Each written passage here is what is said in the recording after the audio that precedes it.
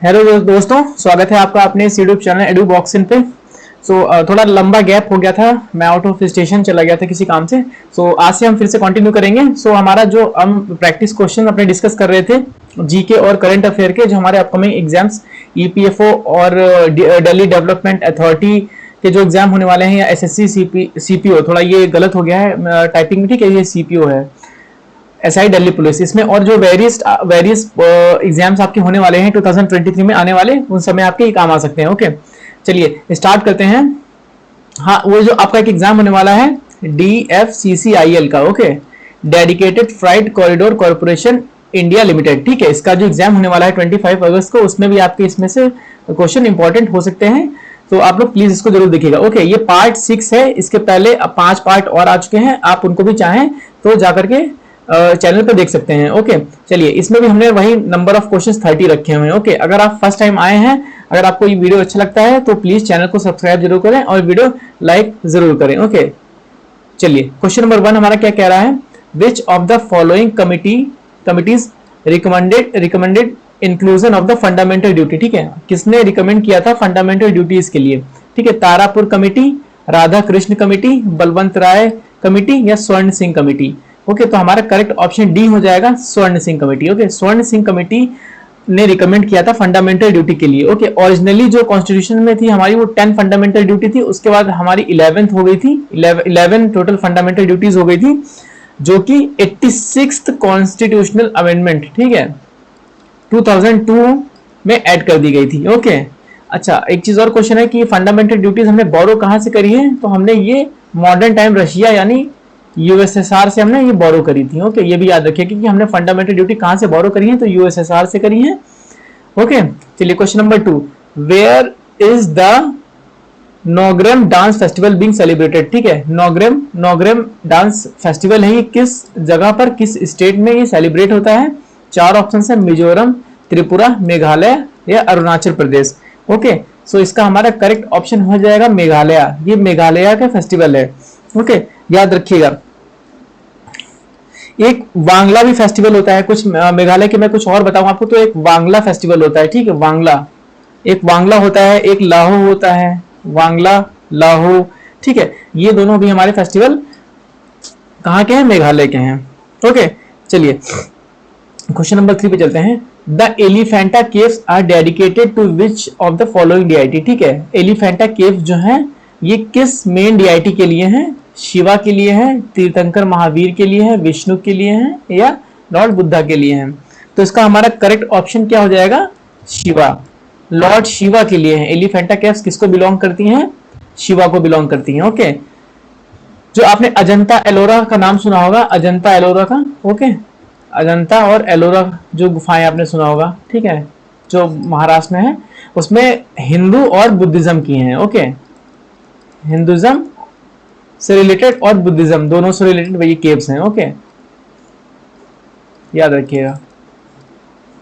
चलिए, हाँ, ये जो एलिफेंटा केव्स है ये वर्ल्ड हेरिटेज साइट भी है, ठीक है, ये भी याद रखिएगा, वर्ल्ड हेरिटेज साइट इनको डिक्लेयर किया जा चुका है, UNESCO world heritage site. Okay, question number 4, which Indian state hosted FIH men's hockey world cup 2023, किस स्टेट ने FIH men's hockey world cup host किया है 2023 का। Question number 4, okay, new Delhi ने किया है, तमिलनाडु ने किया है, हरियाणा ने किया है या उड़ीसा ने किया है। ओके, तो इसका करेक्ट ऑप्शन है हमारा डी, उड़ीसा।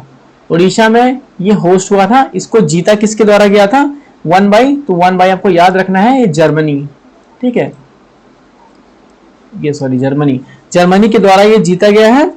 ओके, उड़ीसा में कहां पर हुआ था, राउरकेला और भुवनेश्वर में है, ठीक है, सिटी मतलब मैं आपको बता रहा हूं, चाहे तो आप नोट डाउन कर सकते हैं या उसकी कोई जरूरत नहीं, बस याद रखिएगा कि राउरकेला या भुवनेश्वर दोनों जगह पर हुआ था, ठीक है। जर्मनी ने इसको जीता था और किसको डिफीट किया था, तो वो भी आपको याद रखना है, बेल्जियम को। ओके, बेल्जियम को इन्होंने डिफीट किया था। चलिए, question number 5, which scheme has been launched by the ministry of railways to modernise railway station across the India. Okay, कौन सी स्कीम लॉन्च करी गई है मिनिस्ट्री ऑफ रेलवेज के द्वारा रेलवे स्टेशन को मॉडर्न बनाने के लिए। Okay, Amrit Bharat station scheme, Amrit Bharat station scheme, स्वच्छ भारत स्टेशन स्कीम या नव भारत स्टेशन स्कीम या आधुनिक Bharat scheme, station scheme. Okay, इसका करेक्ट ऑप्शन हमारा क्या हो जाएगा? ऑप्शन हमारा इसका ए हो जाएगा, अमृत भारत स्टेशन स्कीम जो है इसका करेक्ट ऑप्शन हो जाएगा, question number 5। Okay, question number 6 की तरफ चलते हैं। Which who is the author of the book made in India 75 years of business and enterprise. Okay, question number 6, तो इसका हमारा करेक्ट ऑप्शन क्या हो जाएगा? चार ऑप्शन है, B V R Subrahmanyam, sorry क्या है, सुब्रमण्यम, हाँ B V R Subrahmanyam, Suman Bery, या अमिताभ कांत, या नरेंद्र मोदी। ओके, तो इसका हमारा करेक्ट ऑप्शन क्या हो जाएगा? 6 का करेक्ट ऑप्शन हमारा हो जाएगा सी। ये बुक जो है किसके द्वारा है लिखी गई है? अमिताभ कांत, ये इसके ऑथर हैं, याद रखिएगा, इंपॉर्टेंट है ये अमिताभ कांत। किस लिए इंपॉर्टेंट है? क्योंकि अमिताभ कांत जो है वो हमारे रिटायर्ड आईएएस ऑफिसर हैं और ये फॉर्मर सीईओ हैं नीति आयोग के। ओके, याद रखिएगा, farmer CEO of NITI Aayog, ये कैपिटल में ही होता है हमेशा, नीति आयोग। ओके, ये नीति आयोग के सीईओ रह चुके हैं अमिताभ कांत, ये वही है। ओके, चलिए क्वेश्चन नंबर 7 पे चलते हैं। गुरु Govind Singh the 10th Guru of Sikh was born in which of the following cities? Question number 7। Okay, ये पूछा गया है कि जो सिखिज्म में जो 10वें गुरु हैं गुरु गोविंद सिंह, वो किस सिटी में पैदा हुए थे, उनका बॉर्न किस सिटी में हुआ था? अमृतसर, लाहौर, पानीपत, या पटना? तो इसका हमारा करेक्ट ऑप्शन डी हो जाएगा। ओके, डी, ये पटना में बॉर्न हुए थे। ओके, अच्छा, अगर 10वें गुरु बात करें तो मैं आपको जल्दी जल्दी पूरे 10 गुरु के नाम बता देता हूं, ठीक है? आप लोग इसको बस याद रखिएगा। ओके, सबसे पहले कौन से थे? मैं ऐसे नंबरिंग नहीं कर रहा हूं, मैं डायरेक्ट लिख रहा हूं। पहले कौन से थे? गुरु नानक। ओके, सबसे पहले फाउंडर ऑफ सिखिज्म कौन थे? गुरु नानक। उसके बाद गुरु अंगद सेकंड थे। फिर क्या था? अमरदास सिंह। ओके, अमरदास सिंह के बाद कौन आते हैं? रामदास सिंह। ठीक है, रामदास सिंह। ठीक है, ये गुरु सबके आगे लगा लीजिएगा प्लीज, ठीक है? मैं जल्दी लिख रहा हूं। और उसके बाद कौन है? अर्जन देव। अर्जुन नहीं है, अर्जन है, ठीक है, अर्जन देव। उसके बाद हरगोबिंद सिंह।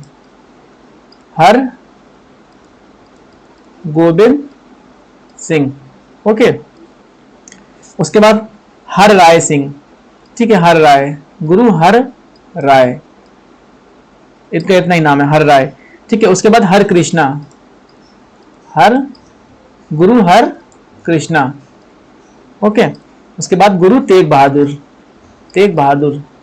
आप में से अगर कोई दिल्ली में रहता होगा तो इनका नाम जरूर सुना होगा, गुरु तेग बहादुर। ठीक है, उसके बाद 10th कौन से हमारे? गुरु गोविंद सिंह। ओके, और लास्ट में जो हमारे 11th है, हमने उनको क्या मान लिया है? गुरु ग्रंथ साहिब को हमने 11th गुरु मान लिया है। ठीक है, गुरु ग्रंथ साहिब। ओके, ये हमारे 11th है। 11th गुरु कौन है? गुरु ग्रंथ साहिब। ठीक है, जो कि कोई ह्यूमन नहीं है, नॉन ह्यूमन गुरु है हमारे। ठीक है, सिखिज्म के सबसे पहले आपको याद रखना है, गुरु नानक हमारे पहले थे। 10th किसके पूछा गया था? गुरु गोविंद सिंह। और हमारे 9th गुरु तेग बहादुर हैं। इनका भी बहुत ही प्रोमिनेंट जो ये हमारे सिख रिलेटेड गुरु हैं, जो आपने इनका एक गुरुद्वारा है, गुरुद्वारा शीशगंज। ठीक है, ये इन्हीं की रिमेम्बरेंस में बना था। यहीं पर जो है मुगल्स ने इनको यहाँ पर असैसिनेट किया था। ओके, चलिए हम आगे बात करते हैं क्वेश्चन नंबर 8 पे। The act that is also known as Morley Minto reforms. ठीक है, कौन सा एक्ट इसमें से हम जिसे मोर्ले मिंटो रिफॉर्म के नाम से जानते हैं? क्वेश्चन नंबर 8, तो government of India act 1935, Indian council act 1909, या रॉलेट एक्ट 1919, या गवर्नमेंट ऑफ इंडिया एक्ट 1912। तो इसका हमारा करेक्ट ऑप्शन क्या हो जाएगा? इसका हमारा करेक्ट ऑप्शन बी हो जाएगा, इंडियन काउंसिल एक्ट 1909, 1909। इसे ही हम मोर्ले मिंटो रिफॉर्म्स के नाम से जानते हैं। Okay, question number 8। चलिए क्वेश्चन नंबर 9 पे चलते हैं। Who was the first Indian to conquer the English Channel from Dover to Calais in 1958 and also the only man to swim the ocean of 5 continents in one calendar year in 1966? Okay, याद रखिएगा, पहला कौन Indian है जिसने English channel को conquer किया था 1958 में, और पहला इंसान है जिसने 5 कॉन्टिनेंट, ठीक है, स्विम, पांचों कॉन्टिनेंट उन्होंने स्विम किया है एक ही ईयर में 1966 में। क्वेश्चन नंबर 9, तो इसका हमारा करेक्ट ऑप्शन 9 पे क्या हो जाएगा? इसका 4 ऑप्शन है, मिहिर सेन, रामनाथम कृष्णन, अजीत पटेल या कशाबा जादव। ठीक है, क्वेश्चन नंबर 9, तो हमारा इसका करेक्ट ऑप्शन क्या हो जाएगा? मिहिर सेन। ठीक है, याद रखिएगा, मिहिर सेन। ओके, अच्छा, अगर ये कौन है, रामनाथ कृष्णन कौन है? ये हमारे टेनिस प्लेयर है। ठीक है, ये हमारे टेनिस प्लेयर हैं, स्पोर्ट्स में इनका क्वेश्चन पूछा जा सकता है। ठीक है, टेनिस प्लेयर। और ये जादव कौन है? केशव जादव, ये हमारे रेसलर हैं। ओके, रेसलर हैं। चलिए आगे चलते हैं। Question number 10, the preamble of Indian constitution, the preamble of Indian constitution was for the first time amended by. ठीक है, किस कॉन्स्टिट्यूशनल अमेंडमेंट के द्वारा हमारा प्रीएम्बल फर्स्ट टाइम अमेंड किया गया था? क्वेश्चन नंबर 10, तो इसका हमारा जो 4 ऑप्शन है, 24th या 42nd या 44th या 86, तो हमारा करेक्ट ऑप्शन क्या हो जाएगा? 42 कॉन्स्टिट्यूशनल अमेंडमेंट जो हुआ था हमारा। ठीक है, कब हुआ था? 1976 में। मैं इधर को साफ साफ लिख देता हूँ, 1976 में। ओके, इसमें हमारा हुआ था। इसमें क्या टर्म चेंज हुआ था? एक तो जो यूनिटी ऑफ नेशन था, ओके, यूनिटी ऑफ, पहले ओरिजिनल कॉन्स्टिट्यूशन में यही था, यूनिटी ऑफ नेशन, इसको क्या किया गया था? Unity and integrity of nation, यहां पर इंटीग्रिटी ऐड किया गया था। ठीक है, एक तो इंटीग्रिटी ऐड किया गया था, इंटीग्रिटी ऑफ नेशन, और उसके बाद 2 वर्ड और सेकुलर और सोशलिस्ट भी ऐड किया गया था। Okay, secular and socialist. तो ये भी याद रखिएगा कि 42वें संविधान संशोधन में यूनिटी ऑफ नेशन को unity and integrity of nation में चेंज किया गया था, और सेकुलर और सोशलिस्ट 2 वर्ड और ऐड किए गए थे प्रीएम्बल में। ओके, क्वेश्चन नंबर 11 पे चलते हैं। Rajaji national park is located in which of the following state. ठीक है, राजाजी नेशनल पार्क है किस स्टेट में है? तमिलनाडु, केरला, पंजाब या उत्तराखंड।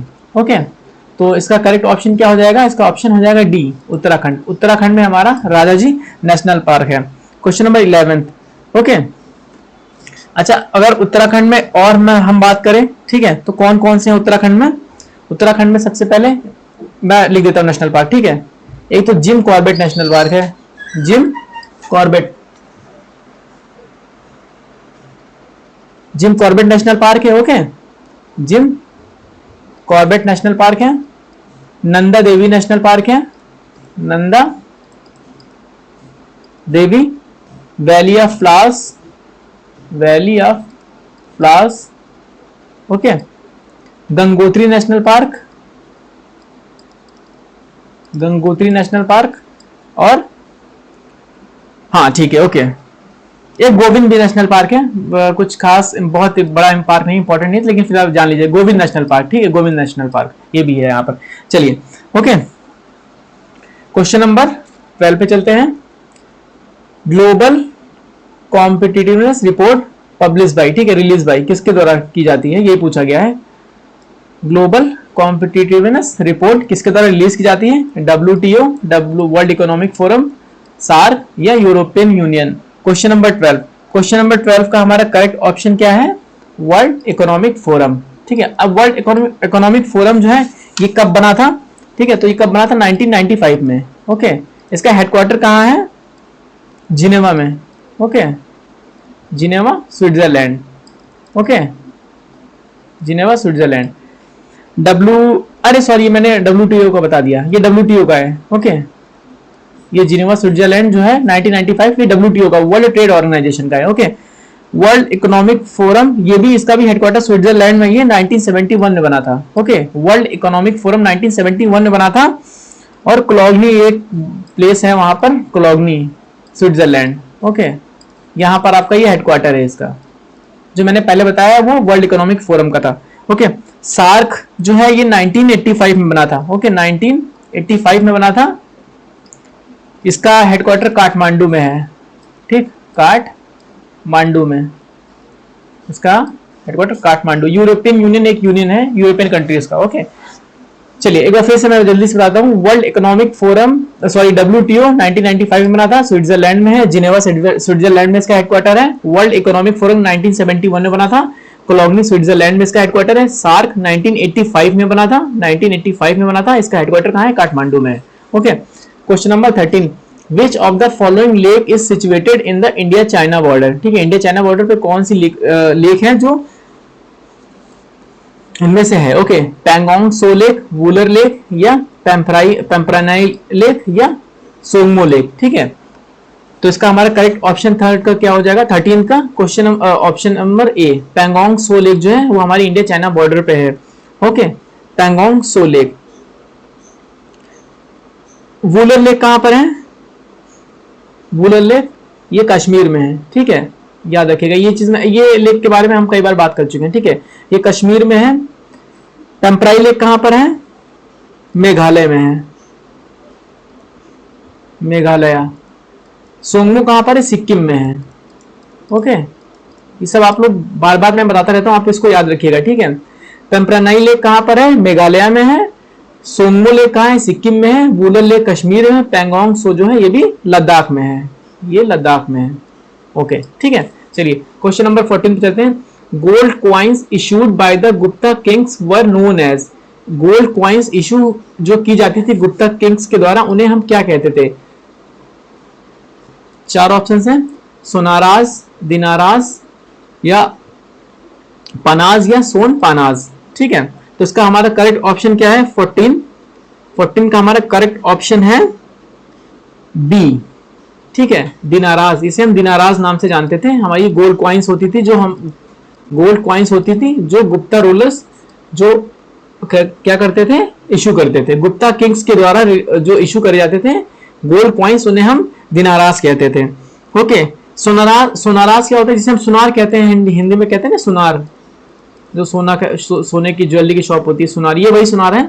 इसे ये गोल्ड स्मिथ होते थे एंशिएंट टाइम में। ठीक है, गोल्ड स्मिथ। ठीक है, गोल्ड स्मिथ होते थे। और जो पनाज होता था ये सिल्वर क्वाइंस होते थे। ये सिल्वर पनाज जो होते थे ये सिल्वर क्वाइंस होते थे। और किस पीरियड में होते थे, तो वो 6th सेंचुरी में लगभग, अप्रोक्सी एग्जैक्ट नहीं, अप्रोक्सी 6th सेंचुरी में ये जो है सिल्वर क्वाइंस होते हैं, उन्हें हम कहते थे। ठीक है, और सोन पनाज भी गोल्ड क्वाइंस की ही तरह है, और बट वो गुप्ता किंग्स नहीं इशू करते थे। Okay, question number 15, which of the following was not one of the 3 jewels of Buddhism. Okay, इसमें से कौन सा एक ज्वेल नहीं है जो बुद्धिज्म में 3 ज्वेल्स हैं। ठीक है, बुद्धा, धर्मा, संघा, या अहिंसा। ठीक है, क्वेश्चन नंबर 15, तो इसका हमारा करेक्ट ऑप्शन क्या हो जाएगा, बी, अहिंसा। अहिंसा, ठीक है, ये हमारा करेक्ट ऑप्शन होगा। ये 3 ज्वेल्स का पार्ट नहीं है, इतना याद रखिएगा। ठीक है, क्या पूछा गया, नॉट, ये हमेशा याद रखिएगा, वहां पर नॉट है या करेक्ट है, इनकरेक्ट है। ठीक है, वो चीज याद रखिएगा, क्या पूछा गया क्वेश्चन में, तो ये नॉट है, इसमें से कौन सा पार्ट नहीं है। ओके ओके,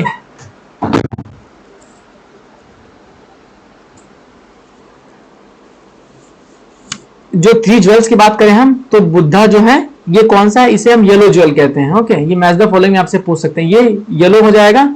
जो धर्मा हो जाएगा ये ब्लू हो जाएगा। ओके, जो संघा हो जाएगा वो रेड हो जाएगा। ओके, ये 3 ज्वेल्स हैं बुद्धिज्म में, yellow, blue, red. Yellow Buddha, Dharma blue, और संघा रेड। ठीक है, ऐसे याद रखिएगा, BY D B और SR, ऐसे याद रखिएगा। ठीक है, BY DB SR, ऐसे याद कर लीजिएगा। ठीक है, थोड़ा सा एक ट्रिक है। चलिए question number 16, who among the following was the founder of स्वतंत्र पार्टी। क्वेश्चन नंबर 16, स्वतंत्र पार्टी का फाउंडर कौन था, क्वेश्चन नंबर 16। तो इसका जो इसके 4 ऑप्शंस हैं, क्या है, सी राजगोपालाचारी, दीनदयाल उपाध्याय, श्यामा प्रसाद मुखर्जी, या आचार्य नरेंद्र देव। क्वेश्चन नंबर 16 का हमारा करेक्ट ऑप्शन हो जाएगा ए। ठीक है, सी राजगोपालाचारी हमारे स्वतंत्र पार्टी के फाउंडर हैं। ओके, एक पार्टी और, कम्युनिस्ट पार्टी CPI के बारे में आपको बताता हूं, CPI communist party of India. ठीक है, ये इसके फाउंडर कौन है, इसके फाउंडर याद रखिएगा, ज्योति बासु एंड गोपालन, AK गोपालन, मैंने शॉर्ट में लिख दिया AK गोपालन। Okay, AK।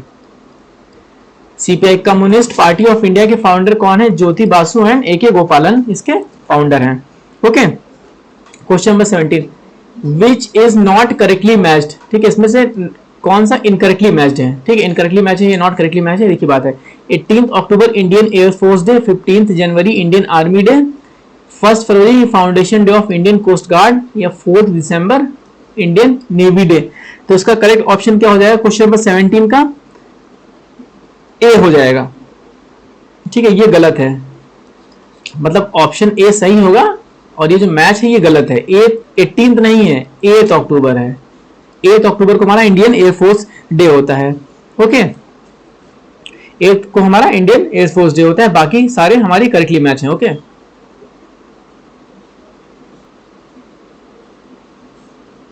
Okay, question number 18 पे चलते हैं। नासाज डविंची एंड वेरिटस मिशन जो है किस चीज से रिलेटेड है? ठीक है, नासा का जो मिशन है डविंची और वेरिटस, ठीक है, ये किससे रिलेटेड है? मरकरी, मार्स, वीनस या सैटर्न। क्वेश्चन नंबर 18, ठीक है, तो इसका करेक्ट ऑप्शन क्या हो जाएगा? वीनस। ये वीनस की स्टडी के लिए नासा के 2 मिशन है, डविंची और वेरिटस। ठीक है, याद रखिएगा। Question number 19, in the Indian constitution the budget is referred as. भारतीय संविधान में बजट को रिप्रेजेंट करने के लिए हम उसे क्या कहते हैं? मतलब रिप्रेजेंट को, बजट रिप्रेजेंटेशन को हम क्या कहते हैं? किस नाम से वो डिफाइन है, या ऐसे पूछ सकते हैं। ठीक है, Indian constitution the budget is referred as annual expenditure budget या annual revenue budget, annual budget statement या एनुअल फाइनेंशियल स्टेटमेंट। 4 ऑप्शन है, इंपॉर्टेंट क्वेश्चन है, तो इसका करेक्ट ऑप्शन डी हो जाएगा, एनुअल फाइनेंशियल स्टेटमेंट। ठीक है, एनुअल फाइनेंशियल स्टेटमेंट को हम बजट के नाम से जानते हैं। ओके, इसका आर्टिकल, अगर इसका आर्टिकल पूछा जाए इसका आर्टिकल क्या है, तो आपको आर्टिकल याद रखना बहुत इंपॉर्टेंट है। आर्टिकल 112, आर्टिकल 112 हमें डील करता है एनुअल फाइनेंशियल स्टेटमेंट। ठीक है, चलिए question number 20, who called Subhash Chandra Bose as Desh Nayak? ठीक है, देश नायक सुभाष चंद्र बोस जी को किसने कहा था? 4 ऑप्शन है, लाला लाजपत राय, रविन्द्रनाथ टैगोर, महात्मा गांधी या बाल Gangadhar Tilak. Question number 20, question number 20 का हमारा करेक्ट ऑप्शन हो जाएगा बी। ओके, रविन्द्रनाथ टैगोर। रविन्द्रनाथ टैगोर ने सुभाष चंद्र बोस को देश नायक कहा था। ओके, अच्छा, सुभाष चंद्र बोस जी के बारे में कुछ इंपॉर्टेंट फैक्ट्स के बारे में हम देख लेते हैं। ठीक है, ये हमारे elected as president of INC in 1938, 2 बार हुए थे। ठीक है, सबसे पहले मैं आपको बता रहा हूँ 1938 में एक बार ये इलेक्ट हुए थे। ठीक है, और एक बार 1939 में इलेक्ट हुए थे। 2 बार ये इलेक्ट हुए थे आईएनसी की प्रेसिडेंट। ओके, क्या बोलते हैं उसको, हरिपुरा एंड त्रिपुरी। ठीक है, 2 जगह के प्रेसिडेंट ये हुए थे। ठीक है, जहां से त्रिपुरा के जब ये हुए थे, हरिपुरा एंड त्रिपुरी, तो यहां से इन्होंने रिजाइन किया था, रिजाइन कर दिया था। ठीक है,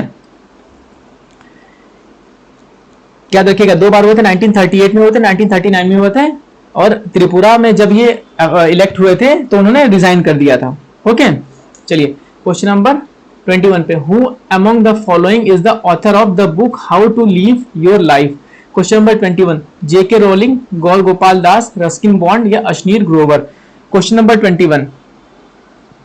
ओके, इसका करेक्ट ऑप्शन हो जाएगा हमारा रस्किन बॉन्ड। रस्किन बॉन्ड इस बुक के ऑथर हैं।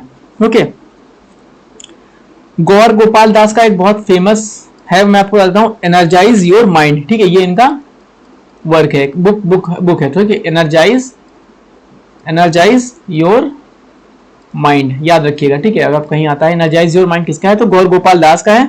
अश्नीर ग्रोवर का आपने बहुत फेमस सुना होगा, मीम्स में आपने बहुत सारे देखा होगा कि दोगलापन। ठीक है, दोगलापन आपने सुना होगा, तो ये दोगलापन किसका है? अश्नीर ग्रोवर का है। ठीक है, जेके रोलिंग का एक बहुत ही फेमस है, उसका नाम थोड़ा सा मैं भूल रहा हूं, बीस्ट करके है कुछ। ठीक है, मैं कमेंट बॉक्स में उसको पिन कर दूंगा। ठीक है, बीस्ट करके जेके रोलिंग का, कुछ एग्जैक्टली याद नहीं आ रहा मेरे को। ठीक है, फंटास्टिक बीस्ट, हाँ याद आ गया, फंटास्टिक बीस्ट, फंटास्टिक बीस्ट, ये किसका है? जेके रोलिंग का। ओके, याद रखिएगा, जेके रोलिंग का फंटास्टिक बीस्ट है, गौर गोपाल दास का एनर्जाइज योर माइंड है, अश्नीर ग्रोवर का दोगलापन है, और रस्किन बॉन्ड का how to live your life. Okay, question number 22, which of the following person appointed as the chairman of GIFT city? सबसे पहले तो गिफ्ट सिटी है कहां पर? गुजरात में है। ओके, ये आपको याद रखना है, कहां पर है? गुजरात में है गिफ्ट सिटी। क्वेश्चन नंबर 22, ठीक है, हसमुख आदिया, रवि सिन्हा, अमित अग्रवाल या नितिन अग्रवाल? तो हमारा करेक्ट ऑप्शन जो 22 का हो जाएगा हसमुख आदिया। हसमुख आदिया इसके हमारे चेयरमैन हैं जो अपॉइंट हुए हैं गिफ्ट सिटी के। ओके, चलिए क्वेश्चन नंबर 23 पे चलते हैं। क्वेश्चन नंबर 23 पे चलते हैं। क्या कह रहा है? Which of the following book was written, which of the following book was written by the Jawaharlal Nehru. ठीक है, waiting for a visa autobiography note है, a bunch of old letters, ये riddles of Hinduism, Ranade, Gandhi and Jinnah. Okay, question number 23। Question number 23 का option क्या हो जाएगा? B, a bunch of old letters. ये किसके द्वारा है? Jawaharlal Nehru, Jawaharlal Nehru the first prime minister of India. Okay, Jawaharlal Nehru, Pandit Jawaharlal Nehru के द्वारा लिखी गई है, a bunch of old letters. बाकी तीनों जो है, वेटिंग फॉर अ वीजा ये एक ऑटोबायोग्राफी नोट है, ये रिडल्स ऑफ हिंदुइज्म ये और रनाडे, गांधी एंड जिन्ना, ये तीनों किसके द्वारा लिखी गई हैं? डॉक्टर बी आर अम्बेडकर के द्वारा, डॉक्टर बी आर अम्बेडकर के द्वारा। ओके, याद रखिएगा, ये इस बहुत इंपॉर्टेंट है। वेटिंग फॉर अ वीजा बहुत कई बार किसी एग्जाम्स में पूछा जा चुका है। Okay, question number 24 of the following sites of Harappan civilisation which one is not located in Pakistan. इनमें से कौन सी पाकिस्तान में नहीं है? ओके, क्वेश्चन नंबर 24 पूछा गया है, इसमें से कौन सी पाकिस्तान में नहीं है? ओके, सो चानुदारो या शौल्तुगई, बालाकोट, कोट दिजी। ठीक है, बी ऑप्शन सही है, शौल्तुगई। ये कहां पर है? अफगानिस्तान में है, अफगानिस्तान में ही। ओके, बाकी तो चानुदारो है, ये कहां पर है? ये हाँ, ये शौल्तुगई एक मिनट रुकिए, थोड़ा सा शायद मैं वो कर रहा हूँ। हाँ ठीक है, करेक्ट है। हाँ, ये अफगानिस्तान में ही है, और जो चानुदारो है ये सिंध पाकिस्तान में है। ठीक है, ये सिंध पाकिस्तान में है, सिंध पाकिस्तान में। बालाकोट कहां पर है? ये भी पाकिस्तान में है। ठीक है, और किसकी बात रही? कोटदिज, कोटदिज कहां पर? ये भी सिंध पाकिस्तान में है। ठीक है, ये भी सिंध पाकिस्तान में, बालाकोट भी पाकिस्तान में है, और चानुदारो भी पाकिस्तान में है, और ये अफगानिस्तान में है। ओके, चलिए क्वेश्चन नंबर 25 पे चलते हैं। By which name the river Yarlung Tsangpo is known in India. ठीक है, एक रिवर है जिसे हम यारलंग सैंगपो है, उसको हम इंडिया में किस नाम से जानते हैं? Question number 25। सुबनसारी, ब्रह्मपुत्र, मानस या यांगत्जे। ठीक है, तो इसका हमारा करेक्ट ऑप्शन हो जाएगा बी, ब्रह्मपुत्र। ब्रह्मपुत्र एक ये नदी है यारलंग सैंगपो, जिसे हम इंडिया में ब्रह्मपुत्र नाम से जानते हैं। ओके, ये ट्रिब्यूटरी अगर बात करें, ट्रिब्यूटरी तो सुबंसरा, जो ये सुबनसिरी है किसकी ट्रिब्यूटरी है? ये भी ब्रह्मपुत्र की ट्रिब्यूटरी है, ये सुबनसिरा। ठीक है, याद रखिएगा, ये ब्रह्मपुत्र की ट्रिब्यूटरी है। मानस ये भी ब्रह्मपुत्र की ट्रिब्यूटरी है। ओके, और इसका एक फैक्ट इसके बारे में नोट रखिएगा, यांगत्जे जो है ये लॉन्गेस्ट रिवर ऑफ एशिया है। ठीक है, longest river of Asia. Okay, longest river of Asia. Okay, चलिए question number 26। What is then name of online game app developed by learning संस्कृति। ठीक है, एक संस्कृत लैंग्वेज ऐप लर्न करने के लिए एक ऑनलाइन गेमिंग ऐप लॉन्च किया गया है, तो उस ऐप का नाम पूछा गया है। संस्कृत गुरु, शास्त्रार्थ, वेदा वृद्धि या देवनागरी क्वेस्ट। ओके, तो क्वेश्चन नंबर 26 का हमारा करेक्ट ऑप्शन हो जाएगा बी, करेक्ट ऑप्शन हो जाएगा बी, शास्त्रार्थ। ओके, शास्त्रार्थ ये हमारी हो जाएगी एक gaming app for learning Sanskrit. Okay, question number 27। Dash is the largest bauxite producing state in India. ठीक है, उड़ीसा, झारखंड, आंध्र प्रदेश, गुजरात। तो इसका करेक्ट ऑप्शन क्या हो जाएगा? ए हो जाएगा, उड़ीसा। लार्जेस्ट प्रोड्यूसिंग स्टेट है हमारा बॉक्साइट का। Okay, question number 27। हाँ, झारखंड, अगर हम झारखंड की बात करें, झारखंड तो ये नंबर 1 प्रोड्यूसर है किसका? कॉपर ओर का। ठीक है, नंबर 1 प्रोड्यूसर है, number 1 producer of copper ore. ठीक है, number 1 producer of copper ore. ठीक है, चलिए आगे चलते हैं। India is hosting the G20 summit, G20 2003 summit. What is the theme of what is the theme of G20 2023? It's time for a wetland restoration. One earth, one family, one future. Today's era is not an era of war. या uniting the world against terrorism. Okay, question number 28। तो इसका हमारा correct answer क्या हो जाएगा? B, one earth one family and one future. Option B इसका correct option हो जाएगा। ये इसकी थीम थी। होस्ट कौन कर रहा है? होस्ट कर रहा है इंडिया। G20 होस्ट कौन कर रहा है? India. Okay, second last question हमारा, फर्स्ट कंप्लीटली सिंथेटिक फाइबर। ठीक है, पहला कंप्लीटली सिंथेटिक फाइबर कौन सा है? रेयॉन, पॉलिस्टर या नायलॉन या एक्रिलिक। ओके, तो हमारा करेक्ट ऑप्शन क्या हो जाएगा? नायलॉन। नायलॉन हमारा करेक्ट ऑप्शन हो जाएगा। ओके, अच्छा एक चीज और, ऊपर एक क्वेश्चन जो हमने डिस्कस किया इसमें प्रोड्यूसिंग वाले में, ठीक है, क्वेश्चन नंबर 27, इसमें वेस्ट बंगाल के बारे में जान लीजिए। West Bengal largest producer rice का प्रोड्यूसर है। ठीक है, राइस का लार्जेस्ट प्रोड्यूसर ऑफ राइस। ठीक है, और गुजरात किसका है? गुजरात किसका जान लीजिए। ठीक है, नोट कर लीजिए चाहे तो, कॉटन का है। ठीक है, कॉटन हो गया, ग्राउंडनट हो गया, ठीक है, क्यूमन हो गया। ओके, इनका गुजरात है, और राइस सबसे ज्यादा कौन प्रोड्यूस करता है? वेस्ट बंगाल। ओके, चलिए लास्ट क्वेश्चन चलते हैं। Which of the following dynasty did not rule the Delhi सल्तनत? ठीक है, इसमें से दिल्ली सल्तनत किसने रूल नहीं किया? Slave dynasty, Khilji dynasty, Syed dynasty या घोरी डायनेस्टी। ओके, इसका करेक्ट ऑप्शन क्या हो जाएगा? डी, घोरी डायनेस्टी। जो घोरी डायनेस्टी है उन्होंने दिल्ली सल्तनत को रूल नहीं किया है, बाकी सब ने किया है। ओके, स्लेव डायनेस्टी का जो फाउंडर था, जैसे फाउंडर की बात करें तो इसका फाउंडर कौन था? कुतुबुद्दीन ऐबक। ओके, अरे यार थोड़ा सा एक मिनट रुकिए, मैं इसको फिर से लिखता हूं। Qutubuddin Aibak. Okay, QUTUB, Qutubuddin AIBAK। Okay, QUTUB, Qutubuddin Aibak. ठीक है, और खिलजी डायनेस्टी का फाउंडर कौन था? खिज्र खान। सैयद का कौन था? खिज्र खान। ओके, खिज्र खान। और खिलजी का जलालुद्दीन खिलजी। जलालुद्दीन खिलजी।